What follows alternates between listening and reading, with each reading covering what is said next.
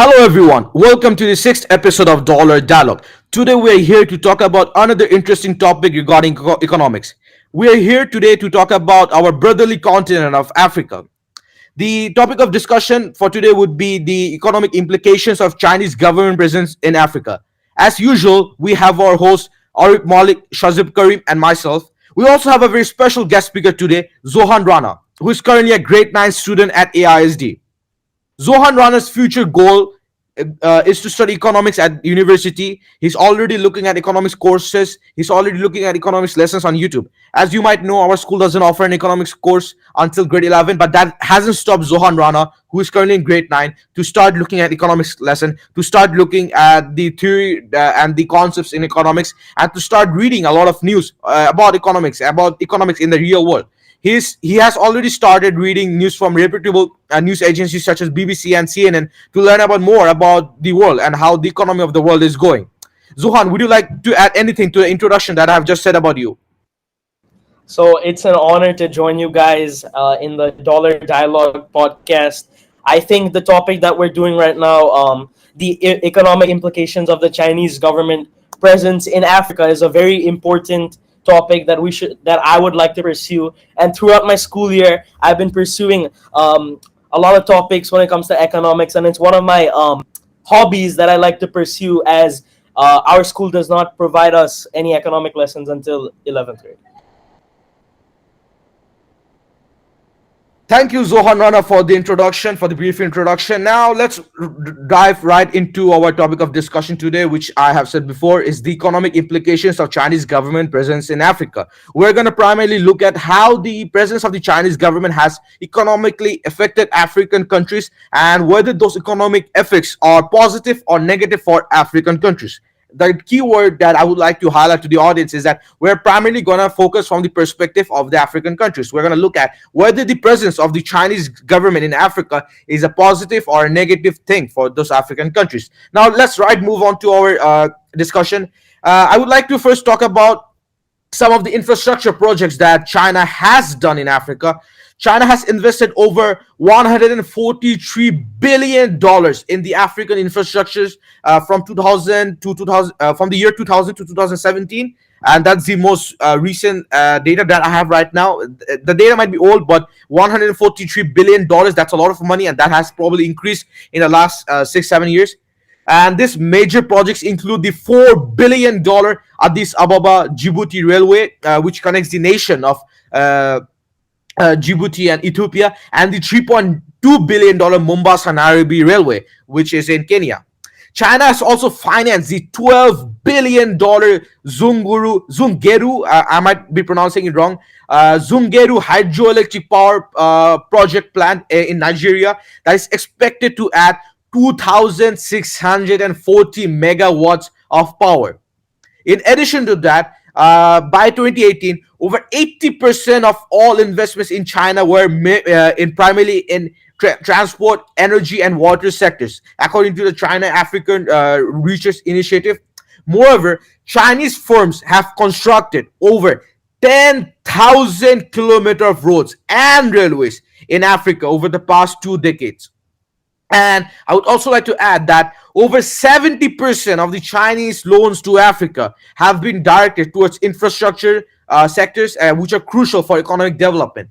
Based on the things that I've just said, you might think that all of the presence of the Chinese government in Africa is probably a positive thing. And it's probably positive based on the things that I've said so far, but we're going to also focus on the negative things about the presence of the Chinese government in Africa. I would also like to highlight other things that China has done in Africa.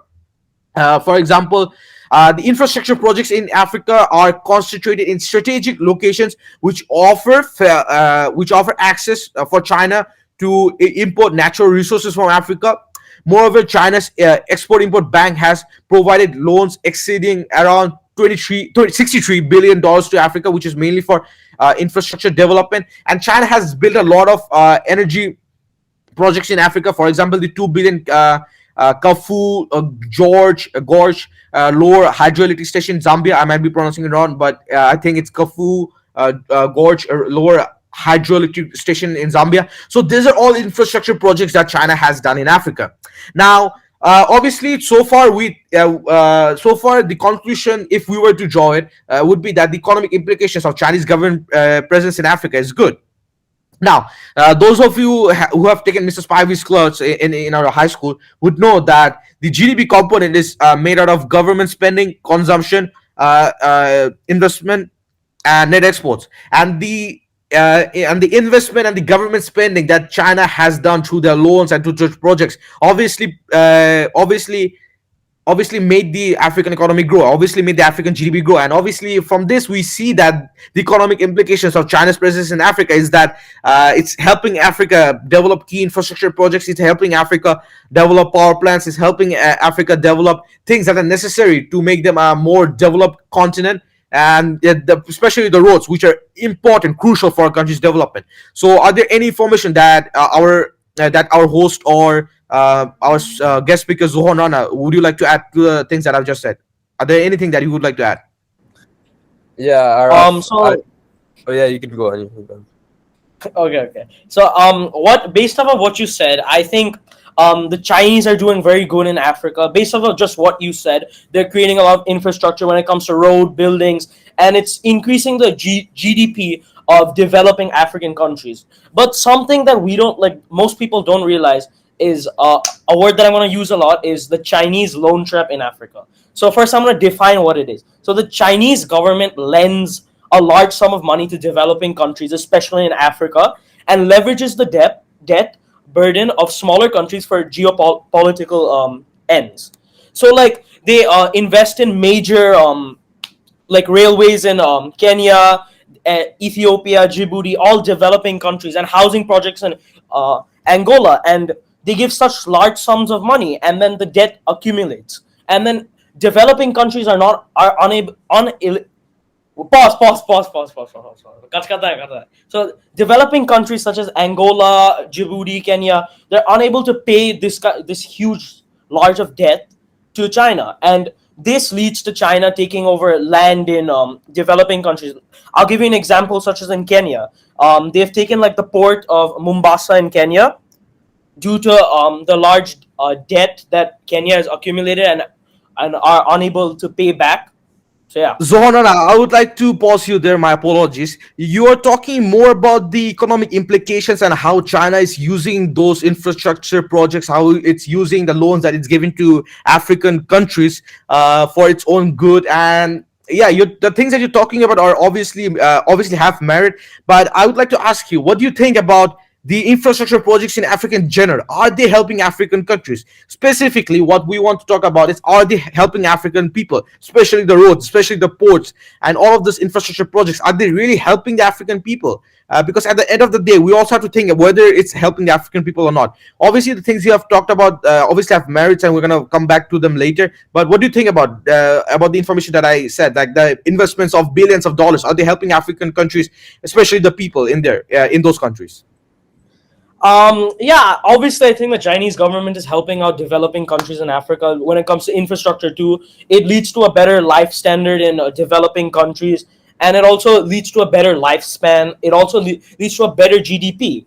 But and also it helps out like developing countries, as most developing countries in Africa are very corrupt and they cannot use their funds properly, and it's usually embezzled or swindled away by corrupt politicians. So I think China is playing a huge role in Africa when it comes to infrastructure, and it's really improving the life of the African people.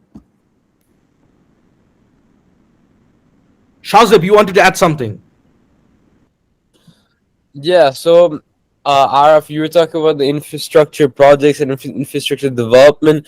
So if we look at it, the China's infrastructure development from the African perspective, I'd say that there are several high-profile projects that have transformed the landscape of African infrastructure.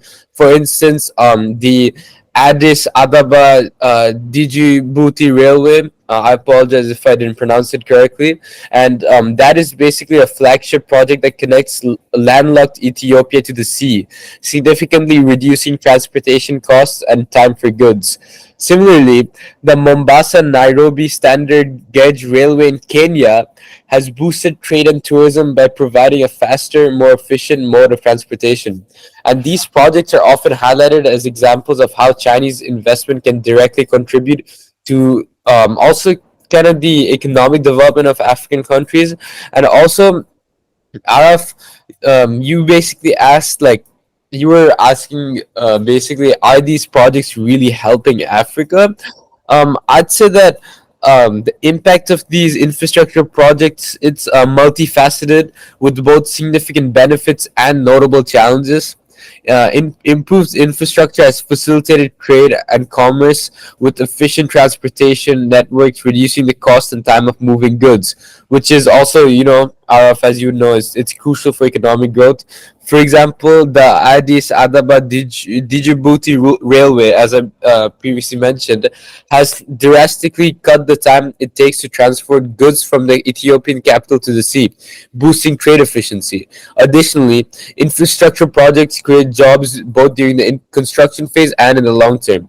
For instance, the construction of the Mombasa Nairobi Railway employed thousands of local workers, providing significant employment opportunities, and it enhanced the infrastructure, and the enhanced infrastructure also improves access to essential services like electricity and clean water, which can have profound effects on health and quality of life.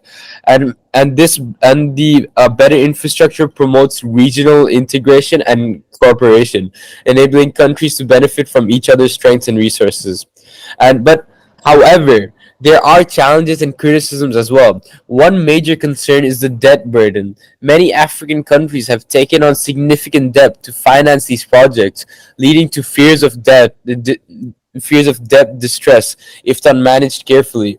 And these have also seen concerns about the quality and sustainability of some projects. Poor construction standards can lead to infrastructure that deteriorates quickly, requiring costly repairs. Additionally, some projects rely heavily on Chinese labor and materials, limiting the transfer of skills and economic benefits to local communities.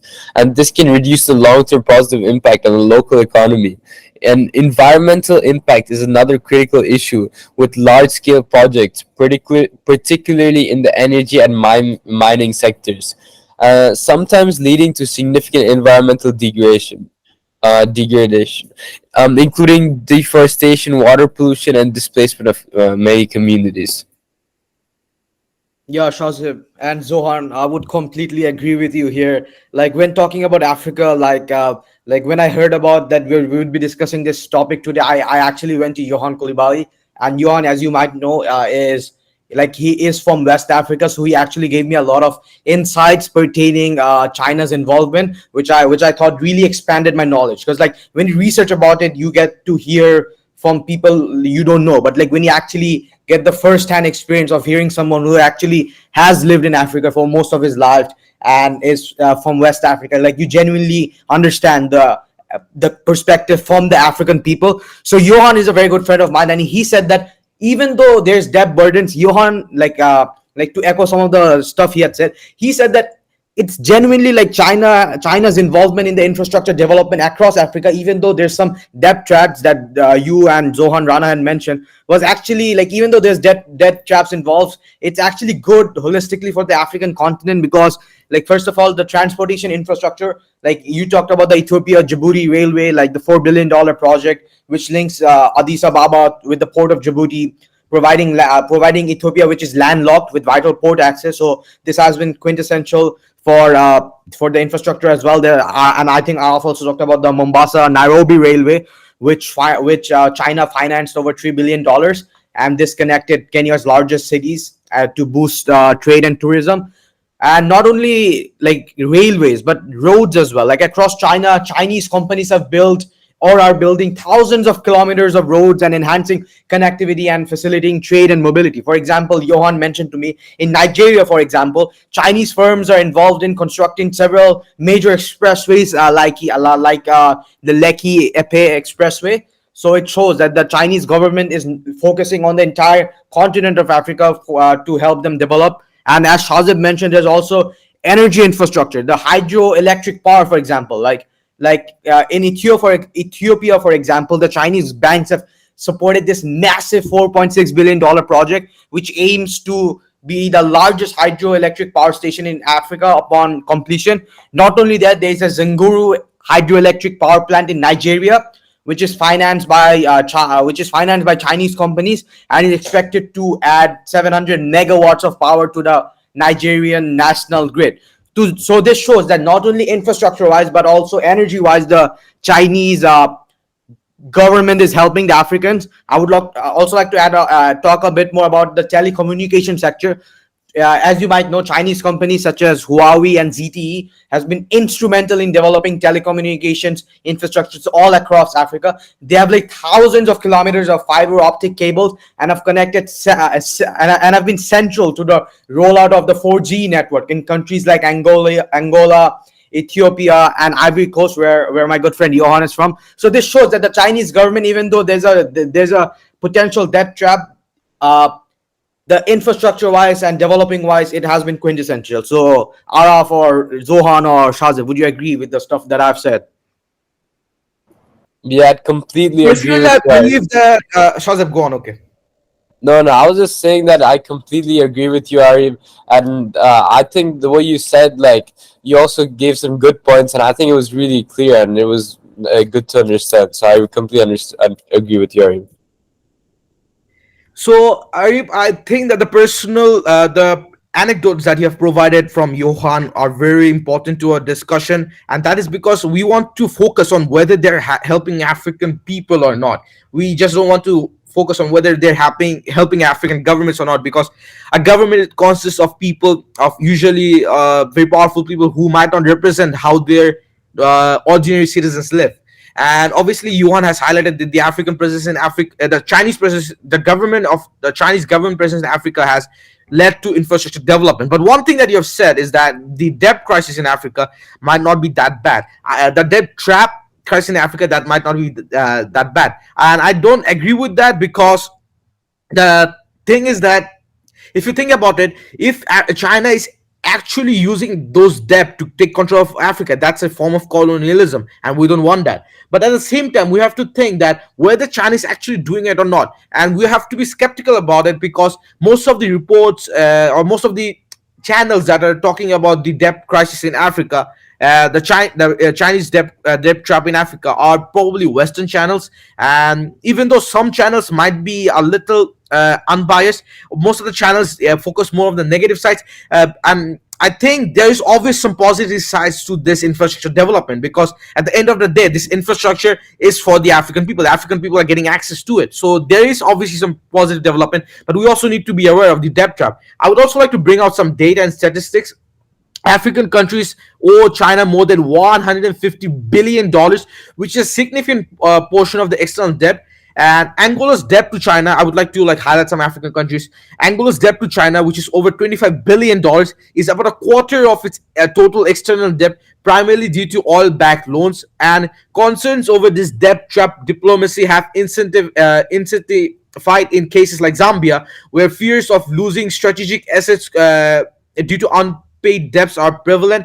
And many African countries have high debt to GDP ratios with China, like Ethiopia and Djibouti, with over 20%, which obviously raises concern about economic vulnerability. And Chinese loans typically have high interest rates than those from international organizations, which increases the long-term financial burden. Moreover, debt service to China from major African economies exceeded $8 billion per year by the end of 2020, and countries like Kenya are spending approximately 30% of their government revenue on debt payment, with significant portion owed to China. I would like to highlight 30%. That's a lot of money. And negotiations for debt relief and constructing are ongoing for countries like Ethiopia under the G20 framework. And the Belt and Road Initiative in China is linked with increased borrowing, where countries like Kenya have seen their debt levels surge to meet infrastructure funding needs. And economic stability in several African nations is threatened by high debt levels because of China. influencing their fiscal and monetary policies. So the things that I've talked about at the beginning of this episode were mostly positive, and that showed that the economic implications of Chinese government presence in Africa was good for his people, because the infrastructure meant that the people were having better roads. The people were having better roads, access to ports, which allowed them to have better access to products from other parts of the world. But now the things that I've mentioned, the debt trap, the amount of debt that Africa countries owe to China, that's also a major thing. That's also a major concern. Are there any information that you would like to add to the things that I've just said? Yeah, that those like it's through some really inside information, and I'd also like to add some of the debt burden and the negative aspects that you talked about already, and I'd like to add more information on that. So, like for instance, like yeah, definitely agree that what you talked about, like this has led to fears of debt distress, where countries might struggle to meet their repayment obligations and potentially leading to economic instability. Like for instance, countries like Zambia and Djibouti have experienced growing concerns over the rising debt levels to China, with some analysts warning about the risk of default and the possibility of losing control over key national assets. So you can, like, if they lose their key national assets, you can understand how big of a problem that be for their countries. And in extreme cases, countries that fail to meet their repayment obligations may face renegotiations that could involve handing over control of strategic assets to Chinese entities, as seen in Sri Lanka with the Hambantota port. So if you, so like with the information that I just told you guys, you can kind of understand how serious and how detrimental it could be for these African countries. And another significant concern is the lack of local benefits and capacity building. Many of these projects rely heavily on Chinese labor and materials, which limits the transfer of skills and technology to local workers and industries. And this can undermine the long-term economic development of the host countries, as the local workforce does not gain the expertise needed to maintain and develop infrastructure independently. So, like with what I've said, like we can already understand how, like we're already looking at the nuances, and we can understand how detrimental this can also be to the African countries. And so, based on all this information we said about the positives and negatives, I'd like to ask our guest speaker a question, if you don't mind, Zohaan Rana. I'd like to question. So, Zohan, while we've discussed the benefits of Chinese infrastructure projects in Africa, there are also significant concerns regarding the debt burden and other negative aspects. So, can you elaborate on how the debt incurred from these projects affects African countries' economies, and sovereignty, and what steps can be taken to like lower these risks? So I definitely agree with you, Shazab. It's usually a win and a loss at the same time for the African people, because yes, their standard of life is improving, but you need to also realize this debt trap is very, very crucial for the Chinese people, and it's very bad for the African government. This can lead to, like you said, like for example, Zambia. Zambia owes a lot of debt to China, and this led to the Chinese control of Zambia's national electricity company, and this can cause dependency on huge countries like China, and they can control their own country, and this can lead to risks of sovereignty and control over strategic national assets. It also increases financial vulnerability and dependency on China, and also it also there's a potential for economic instability if countries are unable to manage debts and repayments, and this can lead to in the long term it can lead to very bad stuff for developing countries in Africa, as they're going to be very dependent on countries such as China. And yeah, so what I wanted to ask you guys is, we have talked about Africans' perspectives, but what are you guys' thoughts on the Chinese perspectives and the Chinese government's perspective? So basically, I think that obviously the Chinese government, like any government in the world, is not a charity. It's not an how do you say it? An altruistic organization. It's not Mother Teresa, of course. And obviously, they have some motives other than helping African nations. They probably want to have some control over the African economy or African development in general. For example, if you think about it, the US helped Europe develop after World War II, and for this reason, the Europe and US are working together in many issues. And you can say that US has US is able to use its influence over Europe a lot. And I think China is kind of trying to do that with Africa, with its development. They're trying to develop Africa so that they can use Africa's alliance for in the future. And so that's what I believe. Are there any opinions that Arif or Shahzaib would you like to add to the things that I've just said or that Zohan has said? Yeah, if I agree with your opinion, then Zohan, you brought up an interesting question. So just to add on to that, I'd say that from the Chinese perspective, their investments in African infrastructure are driven by a combination of strategic, economic, and diplomatic motivations. Strategically, Africa offers vast natural resources, as we all know, that are essential for China's growing economy. As like we all know, the natural resources that Africa has, it can be heavily beneficial to any country or nation that possesses these resources. So investing in infrastructure facilitates the extraction and transport of these resources back to China. Economically, Chinese companies benefit from the construction contracts and the subsequent economic activity generated by these projects. This creates business opportunities and fosters economic growth for Chinese enterprises. And diplomatically, these investments strengthen China's influence and soft power across the continent, like just what Araf had touched on a bit.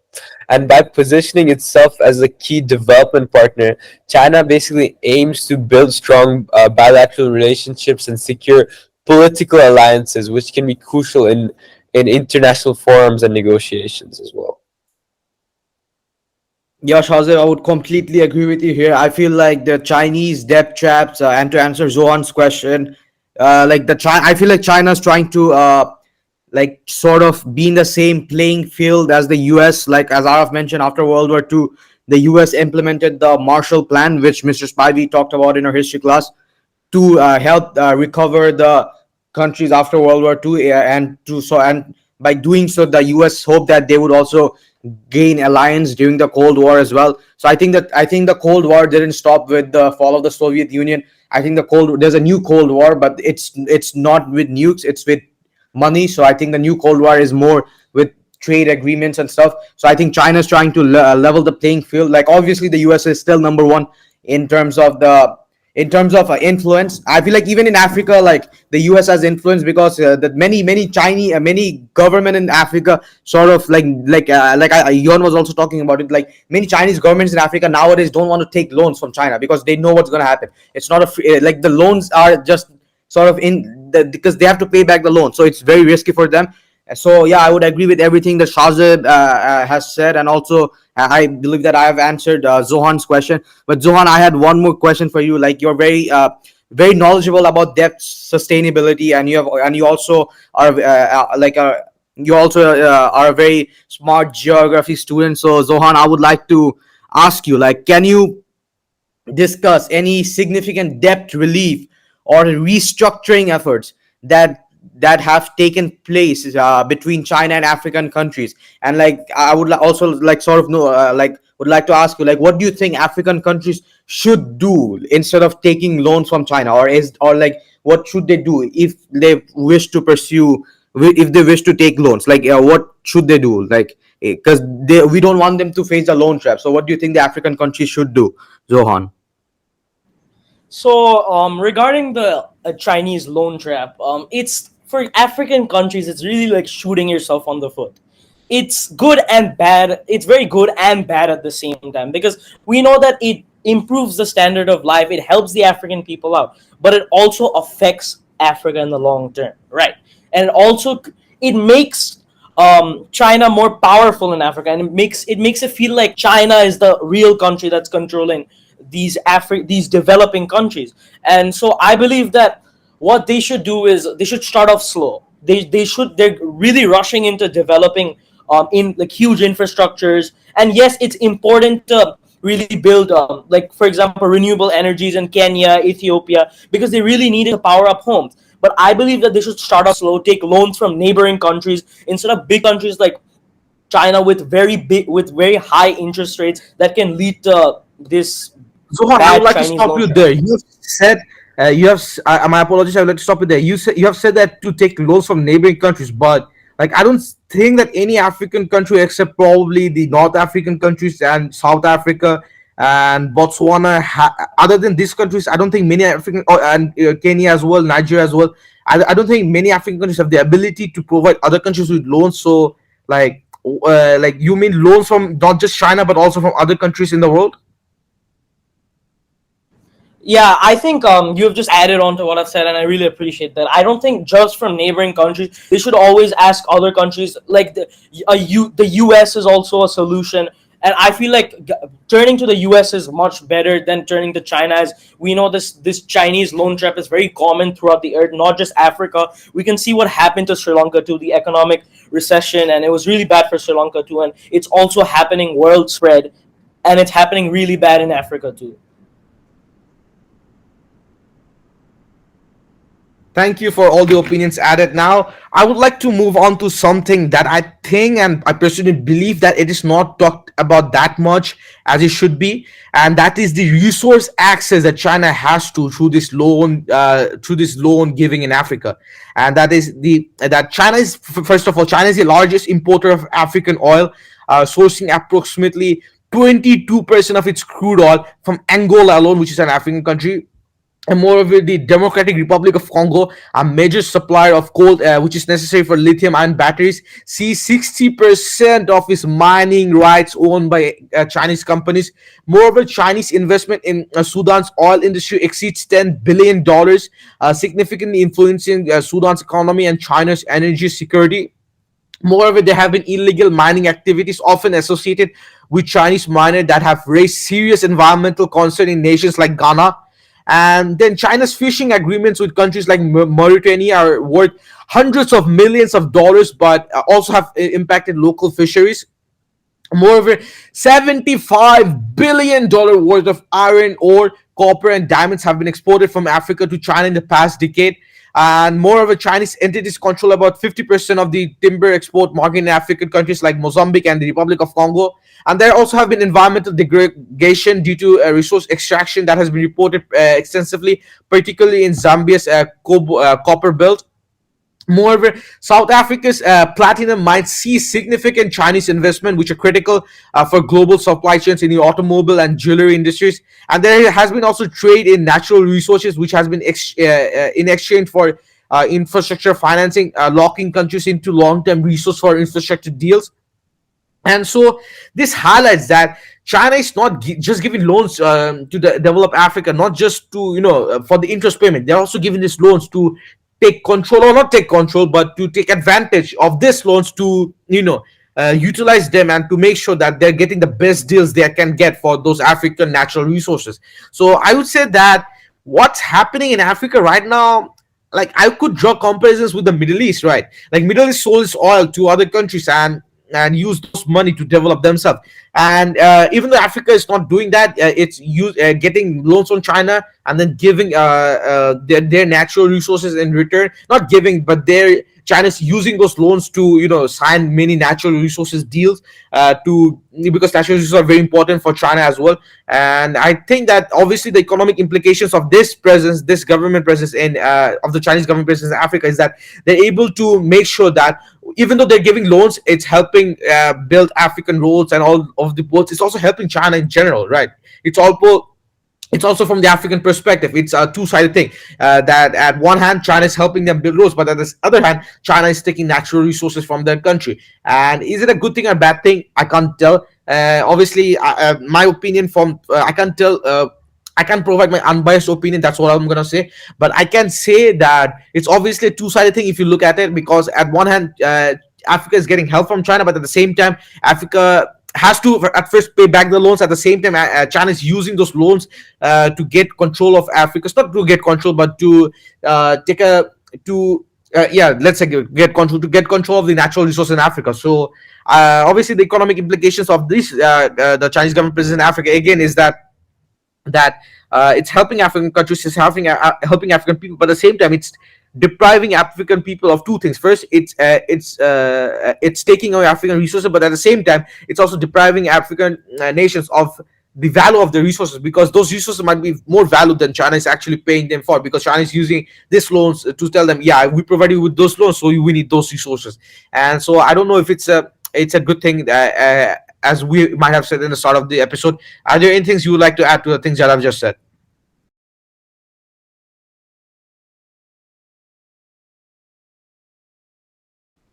I agree with everything that you have said, Araf, but yeah, I would agree that the Chinese loans are sort of like a shark attack. Like they're sort of being a loan shark. I believe it's the right term for it.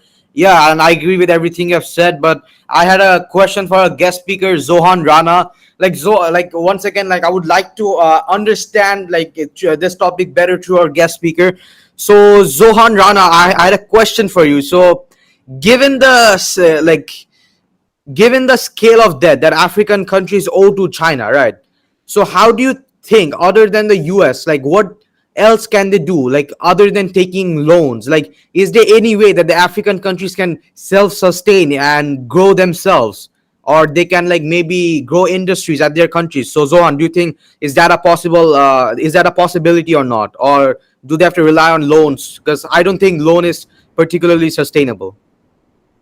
Thank you for the question, Ari. It's a very good question, and I do think that African countries can really get out of this trap and really help themselves, dig themselves out of the quicksand of this Chinese loan trap. We can, like Araf stated, we know that Africa, all countries in Africa are very rich when it comes to natural resources. So what advice I would give is, I would tell them to start utilizing the natural resources, start selling it to other countries that are in need, such as oil, such as natural resources such as coal, copper, iron. They should start really utilizing it and selling it to other countries to really gain a good amount of money to invest into their infrastructure, their technology, their education, their healthcare, and yeah.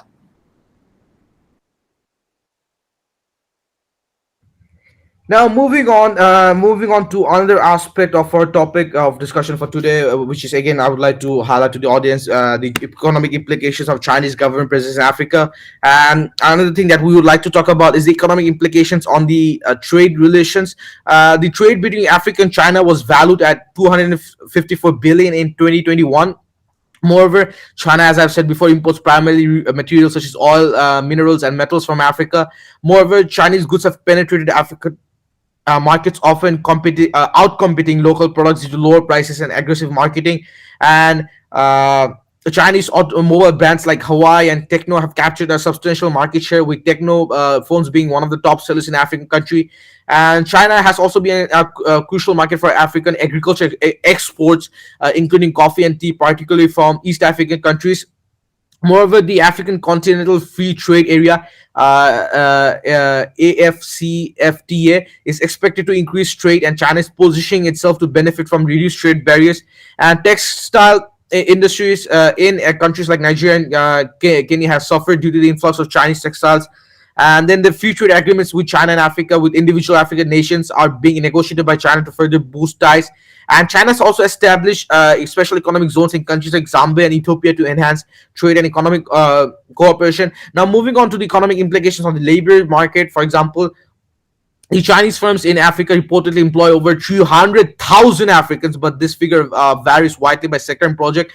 And despite job creation claims, there is also significant local concern about the quality, sustainability of these jobs, as Shahzaib has highlighted. And the employment practices of Chinese companies have occasionally sparked local discontent and protests, particularly regarding wages and working conditions. And as also Shahzaib has highlighted, the skill transfer to local populations has been limited, with most high-skilled jobs and technical positions being filled by Chinese citizens in Africa.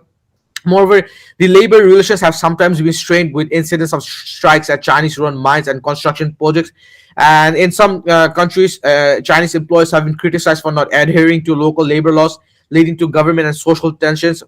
And there's also a technology transfer, a key component of sustainable development, Shahzaib has highlighted, which has been minimal in Chinese-led projects. and training programs promised by Chinese companies often frequently fall short of expectations, which obviously affect long-term employment prospects for locals.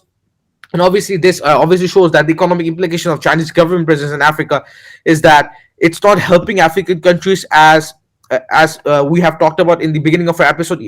We talked about how the building of roads and infrastructure and the power plants is obviously making it easier for African people to have better roads, African people to have access to better ports to get things from other parts of the world and have better things, better have ability to produce more electricity. But at the same time, one of the key things for a successful economy is having a successful job market. And what China is doing here, that the skill transfer, there has been a skill transfer, which suggests that there has been a lot of structural unemployment in these African countries, which is obviously a problem. So far, one of the things that I would, if I were to draw a conclusion from here, I would say that the economic implications of Chinese government presence in Africa is very nuanced.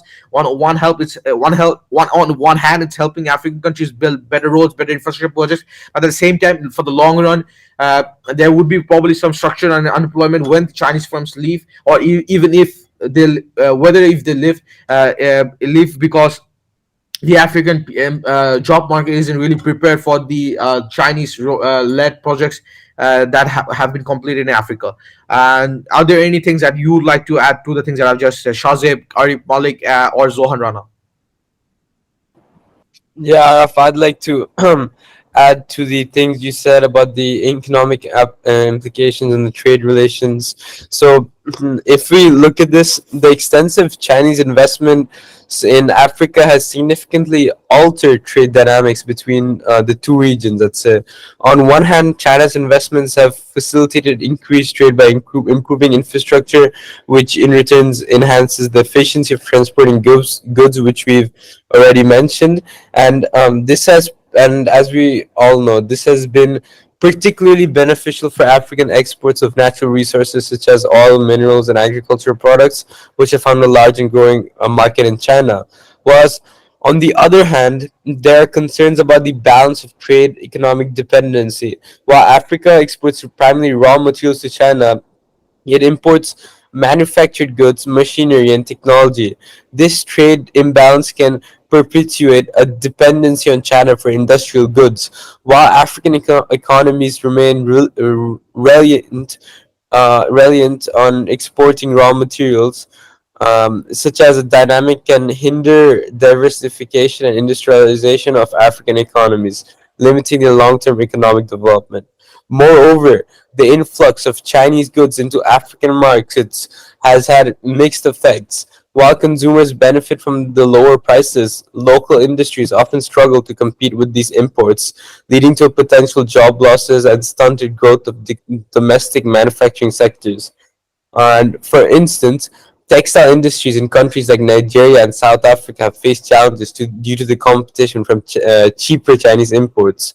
And I'd say that the strategic partnership between China and African countries also extends to trade agreements and bilateral deals that may prioritize Chinese interests.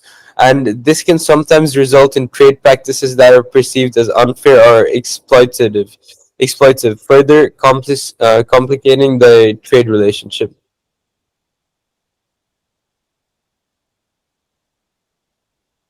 And Shazab, I agree with all of the things that you have said about the Chinese government presence in Africa and how they're impacting the African economy. And are there anything that Arif Malik or Zohan Rana, would you like to add anything before we move on to our next points? Araf, I think like we have the touch bases on a lot of economic implications, but other than that, I would also like to talk about Chinese base, military base, which I believe is located in the Horn of Africa in Djibouti, if I'm not mistaken. And this shows that the economic loans are sort of a conduit that the Chinese government uses to expand its military bases as well. But because, like, if I'm not mistaken, the US has like, I don't even know how much military bases the US has all across the world in order to like protect the US and its allies in from potential wars and invasion, and to keep the citizens safe. And which is why the US has many military bases. However, I think China has a military base in Africa as well. So this shows that the China is trying to compete with the US, not just economically but military as well. Obviously, the US is like, once again very ahead of China, not just economically but military as well, which is why the US has military bases all over the world, and China I think just has one, which is in Africa. So this shows that there's also a gap in the military presence which China is trying to fulfill. And at the moment, I don't think that China can really expand its military bases given the lone tactics that China uses. The China's basically acting as a lone shark, and who in their right mind would sort of let the lone shark establish a military base in their own territory? So this shows light that the tactic, which I think the Chinese tactic on loan shark isn't really effective. I think personally, and I think I was discussing with this topic with Zohaan as well. Like he's in Miss Kimani's class, and like Miss Kimani often talks about military bases, like the U.S. military bases. Miss Kimani is like she says that like those are effective because they protect the allies of the U.S. But the Chinese military bases, it's like only in Africa, and like the tactic that China used in order to achieve that is not really particularly ethical. So Zohan, would you like to talk a bit more about that as well? Like regarding to what you said, Arib, I definitely think it's something like the Cold War. There's some kind of like inner war going on with like with China and the Western world, such as the US. We can see like a noticeable gap when it comes to China. Like you said, there's not the Chinese doesn't have military bases spread across the world, unlike the US does. But they're trying to rush into it. They're really trying to use this lone trap to get all of their military bases around the world, to really keep an eye on the US and to really have an overhand over the US, because we know that the US and China, they don't have the best relations, and the Chinese always wants to have an upper hand against the US. So Shahzaib, would you like to add regarding this topic?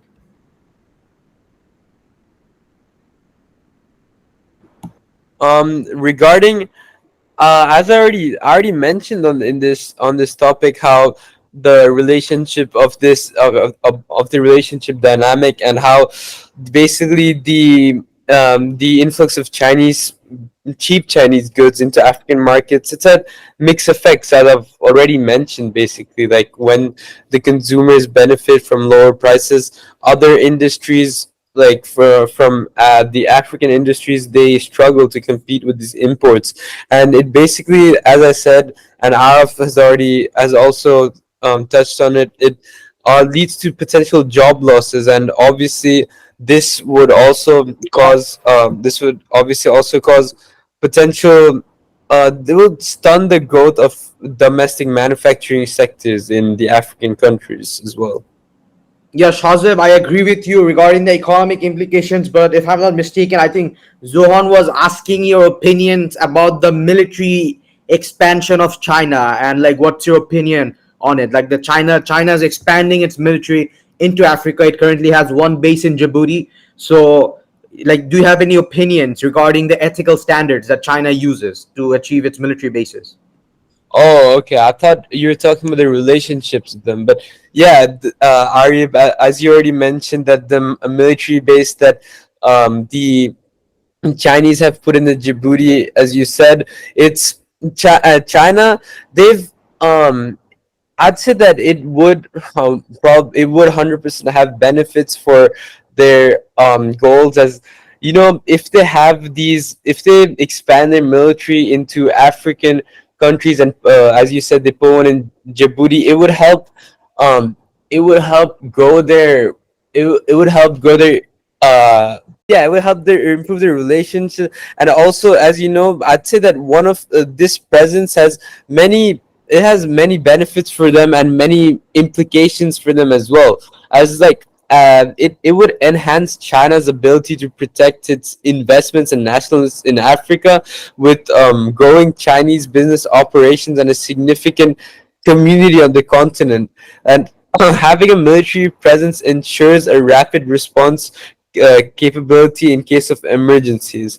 And adding on to that, additionally, China's military expansion is seen as part of its Border Belt and Road Initiative, or also known as the BR, as I'm sure Ari you would know about it. And um, Yeah. securing routes and ensuring stability in regions critical to the BRI aligns with China's strategic interests. This military presence also allows China to exert greater influence in regional security matters, potentially shaping the security architecture in East Africa and beyond. So did that answer your question, Zohan? Yes. Okay, now moving on to another important aspect of our topic, which is our topic again. I would like to highlight to the audience is the economic implications of Chinese government presence in Africa, and we have talked about how, at one hand, the Chinese government presence in Africa has allowed Africa to have better roads, Africa to have better hydropower plant projects like energy sector projects, and have better ports and all of those things. But at the same time, Africa has had a higher debt to GDP ratio because of the Chinese loans, and most of these loans that African countries have are to China. Moreover, China has been using these loans as an weapon, you can say, to get a lot of good infrastructure project deals for China, energy resource deals for China itself. Now, moving on to another important part of this conversation, which is the political and social influence. China's policy of non-interference in domestic politics is appealing to many African leaders, particularly those facing Western criticism. Because if you think about it, the West, which I primarily refer to, which is basically the US, whenever the US gives loans to other countries, they have certain, I would say, criteria that they want other countries to meet. Like, for example, have democratic elections and those things. China doesn't have any of this. So these are more appealing to African leaders. They are like, why should I go to the US when China will give me a loan and they won't question all of the things that I'm doing in my country, or like all of the, vote riggings and all of the things that I'm doing in my country. So I would just go to China, and that's one of the factors that African leaders go to China. Moreover, the Chinese investments have been accused of bolstering authoritarian regimes by providing unconditional financial support. And at the same time, one of the key important things that I would like to highlight is that China is a UN Security Council permanent member, and it has used its veto power to protect its interests and allies in Africa. Moreover, the presence of Chinese media and cultural institutes in Africa has increased, aiming to improve China's image and influence public opinion. And investment in education, such as scholarships for African students in China, have strengthened ties, but also has led to concerns about cultural influence. In addition to that, the growing Chinese the growing Chinese community in Africa contributes to economic activity, but also generates local rhythm in some areas. And moreover, there have been accusations of neo-colonialisms, with critics claiming that Chinese economic practices are exploitative and are bad for African economies. And China's assistance in peacekeeping and security matters has grown, reflecting a deeper involvement in African geopolitical affairs. And the local perceptions of China vary widely, with some viewing China as a developing partner, while others viewing it as a exploitative external partner. And again, adding to the things that Arib and Shahzaib and Zohan already have highlighted, which is the economic, the military bases in African countries. China has only one, I think, which is in Djibouti, which was established in 2017. And obviously, the geopolitical rivalry between the US and China has intensified, which Africa is a background battle for influence. And to finish all the to sum up all the things that I've said, the strategic use of debt, trade, and investment has allowed China to gain a foothold in key sectors of African economies, influencing policy and development trajectories. And I know we have been a little off topic, but again, which our topic for discussion again is the economic implications of Chinese government business in Africa. And we have talked about a lot of things about it. We also gone a little off topic to provide some context. But at the end of the day, the conclusion that I would draw from our discussion today is that the economic implications of Chinese government presence in Africa is two-sided. At one hand, it's helping African countries because it's helping them build roads, it's helping them build ports, and it's helping them build different things that are needed to generate electricity and all of those sorts of things. And obviously, this has helped grow African GDP because investments and government spending obviously helps grow GDP, and obviously it's helped people because they have better roads. But at the same time, Chinese government is using those loans to gain better infrastructure deals, better deals on raw materials, on natural resources. At the same time, China is also charging high interest rates on this nation, and so this highlights that the economic implications might be nuanced for some countries because of the high debts. The economic implications might be negative, while for other countries who have low Chinese debt might be positive. And moreover, in addition to that, the another important thing that I've highlighted is that Chinese African leaders are more lenient, they more lean towards China because China doesn't have any those democracy, have like democratic elections, those sorts of rules, which even though the interest rates are high, those African leaders want to stay in power, and that's why they lean more towards China. And so the economic implication of all of these things is that it's more nuanced. On one hand, it's positive, as I've said, because of the infrastructure development. On the other hand, because of the debt trap, all those issues, it's negative. And are there any opposing conclusions that you would like to add, or are there any things that you would like to add in general? It applies to Zohaan Rana, Arib Malik, and Shahzaib Karim. Yarov. Oh, I think Zohan would like to go first. Yeah, Zohan, And you can Arif go continue. first. Arif go first. You can go first. No, Zohan, I insist. It's fine, Zohan. That's very kind of you, Mr. Arib Malik. So let's. I heard that you touched based on the political and social views on from China to Africa, and you mentioned a lot of negatives of it, which was somewhat true. But I would also like to mention the positives of it too.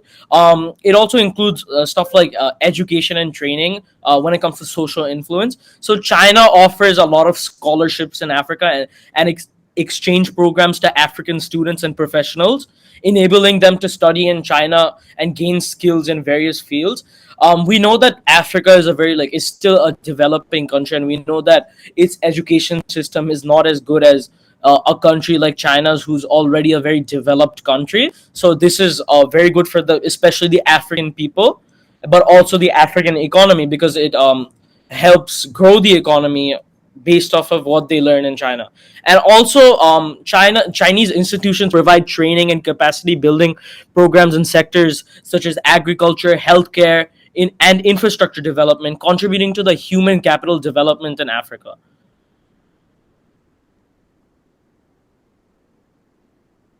Yeah, Zohan, I would completely agree with you here. Like, even though there's negatives, obviously the loan shark deal is a huge factor as well. We have to take into consideration. And even though there is that factor, I would also like to like echo the stuff that Johan had said to me. Like, as I said at the beginning of the interview, that even though there is potential loan shark, at the end of the day, it is sort of helping the African countries to grow and boost their development, which is a positive side. But we also have to look at the nuances of the loan shark issue. And to talk a little bit more about the students that you have mentioned, like, yeah, approximately, I have a data in front of me. It says that approximately over 80,000 African students currently are in China studying in Chinese universities. So this shows that other than the loans as well, the Chinese government or the Chinese companies as well have incentivized the smart and like knowledgeable African students to pursue educational and vocational opportunities outside of Africa. And at the end of the day, this will help them to return to Africa and help grow their country, hopefully. So yeah, other than the economic implications of it, there's also some potential educational incentive as well, which I feel is really important that you have mentioned. So Shahzaib, would you also like to add something to the question that Araf has said? Yeah, definitely. And I'd say like to from what I've learned from this discussion, the main takeaway for me is that China's presence in Africa is a double-edged sword. On one hand, it has brought substantial investment, infrastructure development, and economic opportunities that are crucial for the continent's growth. And on the other hand, it has also introduced significant challenges such as debt dependency, environmental and social impacts, and economic imbalances. It's vital for African countries to strike a balance by leveraging the benefits of Chinese investments while lowering the associated risks. And this requires strategic planning, diversification of economic partnerships, and a focus of sustainability and good governance. Thank you for all the opinions that you have shared today. And now, like always, because of a limited amount of time that we can allocate to a discussion, we have to bring our discussion to a close. And so I believe, based on our discussion that we had today, the conclusion that we were able to draw is that the economic implications of Chinese government presence in Africa is very nuanced. And this is primarily because at one hand it's helping the African economy grow, because the Chinese loans and the infrastructure developments and the spending in Africa has helped to build new roads, has helped to build power plants to generate electricity, and has helped the African people, by having better ports, better roads to travel in, and from one part of the country to another. But at the same time, the economic implications is that it might not help the African economy that much, because there might be high structured employment in Africa because of the issue of skill transfer from the Chinese employees to Chinese citizens to the African locals, which isn't really taking place because which isn't really taking place because there hasn't been really any training programs that were able to successfully do that to a satisfactory extent. In addition to that, another economic implications is that it might also not help the African economy in a positive way, because China has been accused of using this loans and the spending to get better infrastructure deals, which obviously is two-sided. At one hand, they're getting these deals from Africa by giving them loans, but at the same time, they're paying a little bit below market price for this natural resources, all of these deals that they get from African countries for oil, all of the materials they need for like technology productions. So obviously these deals would have been better if China didn't use those loans as a weapon, I would say. And so, in short, the economic implications of Chinese government presence in Africa is very nuanced. One hand is helping the African economy grow by having better roads, and it's also helping the African people because they have now better roads. But at the same other hand, on the other hand, it's bad for the African economy. It's not good for the African economy, because African economy is getting highly dependent on those Chinese loans, and there might be high structured employment in Africa in the future, because there hasn't been any real skill transfer from the Chinese citizens to the African locals. And so that's the conclusion that I believe that we four of us have drawn together. And would you just by a say of yes, would you agree with the conclusion that I've just said, Zohaan, Arib, and Shahzaib? Yeah, I also agree with you, Araf. So, since this podcast is coming to its end, I would just like to ask everyone a question. So, let's just imagine that we're a citizen of a developing African country, and we're stuck in this Chinese loan trap. Just imagine that we're just citizens of that country. How would you make solutions to really like start to build up Africa and really like take out this Chinese loan trap for developing countries in Africa?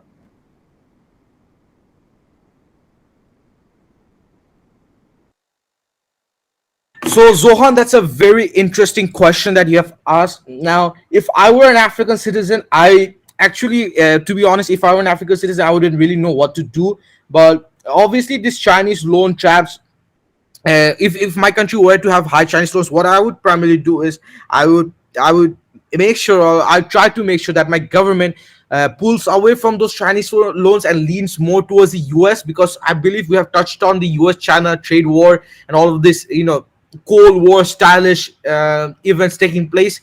And so I would try to move my country more towards the US to diverge away from Chinese loans, and probably the US is probably going to give me some loans to pay back those Chinese loans, and which is obviously ironic. But the US might help give me aid through the US aid agency to pay back those Chinese loans for being on the side. So that's what I primarily do, and I think that's a very easy way out of that scenario. Shahzaib and Arif, would you like to add anything? Yeah, Zohan, you asked an interesting question. So basically, if I was in that scenario, I'd basically advocate for transparent governance, encouraging the government to adopt transparent and accountable processes for negotiating and utilizing foreign loans. And this includes public disclosure of loan terms, ensuring that they're fair and manageable. And I'd also support support diversification of funding sources, promoting the diversification of funding sources by engaging with various international financial institutions like the World Bank, African Development Bank, and regional development banks. And because diversifying sources can prevent over reliance on any single lender and improve bargaining power. And yeah, that's basically what I would do if I was in that scenario. All right. Thank you for Shahzaib for sharing your opinion. Now, to end our podcast, I would like to give the audience a summary of our discussion, which is the economic implications of Chinese government presence in Africa is very nuanced. One on one hand, it's helping the African economy grow by having better infrastructure projects such as better roads, better ports, better hydropower plants, all of those power plants to generate better electricity. But at the same time, China is using those loans to gain access to African natural resources at a cheaper rate than probably the market price. And in addition to that, the economic implication of Chinese government presence in Africa is that there might be high structural unemployment in the future, because there has been really skill transfer from the Chinese citizens to the African nationals. And so I would say, to sum up the economic implications again, to sum up the economic implications of Chinese government presence in Africa is very nuanced. It's helping the African citizens in one way, but at the other way, it's also harming the African citizens because of the issues with the loan traps, issues with the structural unemployment, and all of the things that we have discussed. And Zohaan Rana, I would like to thank you very much for coming to our podcast recording and for sharing your invaluable opinions, which obviously helped to make our podcast discussion more enriching, and it helped our podcast discussion to be more fruitful, I would say. And are there any last words before we leave? So it was really an honor to join you three in the Dollar Dialogue podcast, and I really gained a lot of insights based on what you guys think about this specific topic regarding China and its economic implications on Africa. And I think I really learned from you guys, as you guys are older than me. So it was a really important insight that I learned from you guys, and that I can definitely take advice on. Thank you, Zohaan. Are there any things you would like to talk about how our podcast recording went, and what do you think about our podcast? I think there's great potential for this podcast. I look forward to it growing. I look forward to joining you guys again regarding economic disputes in the world, and I look forward to joining you guys again. Thank you, Zohaan, for all the opinions that you have shared. Again, thank you to all the audience who have tuned into our episode for today. We hope to see the audience next week for another very interesting episode, which is going to be about another very interesting economic topic. And that's all for today. And thank you for listening to our episode. And we hope to see you for our 7th episode, which is going to be released next week. Thank you again, and we hope to see you.